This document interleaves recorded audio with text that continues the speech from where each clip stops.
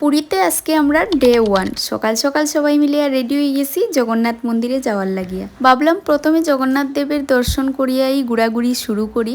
আর এইদিকে দেখো যেহেতু রথযাত্রা আই গেছে, জগন্নাথ মন্দিরের সামনে কিন্তু প্রচুর কাজ চলে। আর এখনই মন্দিরের সামনে এতটা ভিড়, আর আমি বুঝতে পারলাম না রথযাত্রার সময় কিরকম হয়। জগন্নাথ দেবের দর্শন করিয়া মন প্রাণ পুরা শান্তি হয়ে, আর এতটাই গরম দের যে তারা জল ছিটাইয়া ছিটাইয়া দের উপর থেকে, যাতে মানুষ একটু শান্তি পায়।